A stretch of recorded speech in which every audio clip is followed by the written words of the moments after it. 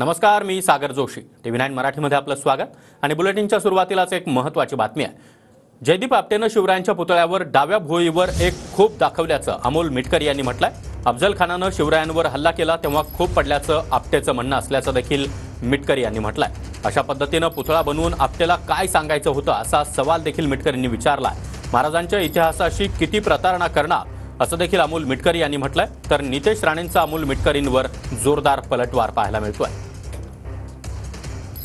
नावाच्या एका नासमज शिल्पकाराने जे शिल्प छत्रपती शिवाजी महाराजांचं रेखाटलं किंवा बनवलं आणि मालवण राजकोट या ठिकाणी जो पुतळा उभारला गेला त्यामध्ये छत्रपतींच्या डाव्या डोळ्याच्या भुवईच्या वर एक खोप दाखवल्या गेली. प्रतापगडाच्या माचीवर जो रणसंग्राम झाला त्यामध्ये ही खोप कोणाकडून आली याचं उत्तर देत असताना तो म्हणतोय की अफजल खानाने शिवाजी महाराजांवर हल्ला केला. आपटेंनी अशा प्रकारचा पुतळा बनवून किंवा प्रतिमा बनवून नेमकं त्याला काय सांगायचं होतं महाराष्ट्राला?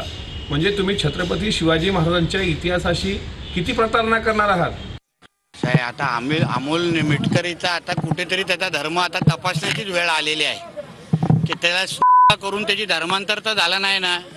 असं आता तपासण्याची वेळ आलेली आहे. कुठेतरी त्याला धरून एकदाच तपास करून त्याला नाहीतर कुठेतरी गोल टोपी घालून आता त्याला मोकळा करतो आम्ही. कारण तो जास्त हिंदू धर्मामध्ये राहण्याच्या लायकीचा राहिलेला नाही.